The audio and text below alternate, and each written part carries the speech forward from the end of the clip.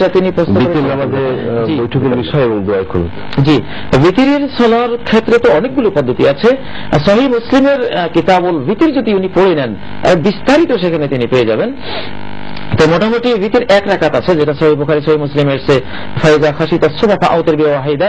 কেউ যদি তাহাজ্জুদ পড়তে পড়তে এখন বোর হয়ে যাবে অবস্থা, তখন এক রাকাত ভিতর তিনি পড়লেন, আল্লাহু আকবার পড়ে সানা পড়লেন, তাআউয তাসমিয়া পড়লেন, সূরা ফাতিহা পড়লেন, অন্য সূরা মিলালেন, সূরা মিলাবার পরে রুকুতে গেলেন, রুকু থেকে উঠে হাত তুলে তিনি দোয়া কুনুত পড়লেন, অথবা রুকুর আগে তিনি দোয়া কুনুত পড়তে পারেন। এটি আপনি বললেন তাহাজ্জুদের পরে যদি সময় না থাকে তাহলে এভাবে পড়বেন, এক রাকাত। কিন্তু কেউ যদি এশা নামাজের পরে বিতির পড়তে গিয়ে যদি এক রাকাত পড়ে সেক্ষেত্রে সেটাই বৈধ, সেটাই বৈধ, হ্যাঁ এক রাকাত পড়তে পারবে।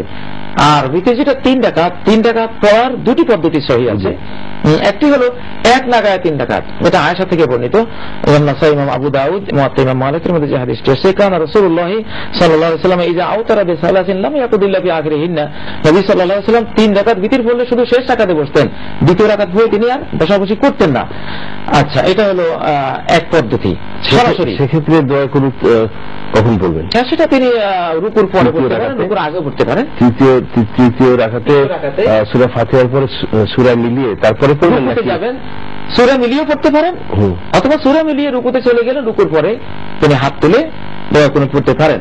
আর তিন রাকাত ভিতরের আরেকটি পদ্ধতি হলো, তিন রাকাত ভিতরের যেটা সহিহ বুখারীর একবার প্রথম হাদিস ভিতর অধ্যায়, যে দুই রাকাত পরে সালাম ফিরে ফেললেন, সালাম ফিরিয়ে পরে এক রাকাত পরে যে নিয়ম ঠিক ওইভাবে আরেক রাকাত তিনি পড়ে নিলেন সালাম ফিরাবার পরে। সেখানে তো এক রাকাতই ধর্তব্য, কারণ দুই রাকাতে পরে সালাম ফিরানোর কারণে তো পরবর্তী এক রাকাতের সাথে সংযোগ থাকলো না। সংযোগ না থাকলেও এটাকেও ভিতরের মধ্যে গণনা করা হয়, যে ভিতরের এটা একটা সিস্টেম। সেটা কি এক রাকাতের আগে দুই রাকাতকে মিলিয়ে তিন রাকাত হিসেবে এটা তিন রাকাতে কিন্তু মাঝখানে সালাম, অর্থাৎ দ্বিতীয় রাকাতে বসে সালাম ফিরে ফেলবে, কিন্তু দ্বিতীয় রাকাতে বসলেও সালামও ফিরালো না, আবার উঠলো। এই সিস্টেমটা সহিহ কোনো হাদিসে নাই। যে কোনো নামাজের পরিসমাপ্তি হচ্ছে সালামের মাধ্যমে। হ্যাঁ, সালাম। দুই রাকাত পরে যখন সালাম ফিরানো হলো তখন তো নামাজ শেষ হয়ে গেল।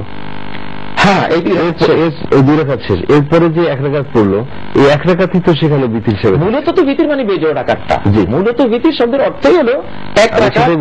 যে দুই রাকাত পরে সালাম ফিরিয়ে এরপরে আর এক রাকাত আদায় করলে তো তিন রাকাত হলো না, সেখানে দুই রাকাত সুন্নাত হয়ে গেল, আর সুন্নাত বা নফল হয়ে গেল, আর এক রাকাত তো বিতির থাকে। যাই হোক, সমস্যা নেই, আপনি যেটা বলছেন এটা বললে কোনো সমস্যা নেই। আয়েশা থেকে হাদিস যেটা বর্ণিত, কাইফা কানা সালাতুন নবী সাল্লাল্লাহু আলাইহি ওয়াসাল্লাম মা কানা ইউরিদু 11 রাকাত, ওই দুই রাকাত করে সবটাকে 11 রাকাত ধরে, কেউ বলছে যে 11 রাকাতে বেজোড়, মানে বেজোড় হলো 11 বেজোড়, 9 বেজোড়, 3 বেজোড়, 5 বেজোড়, সবটাকে তখন বেজোড় করা হয়।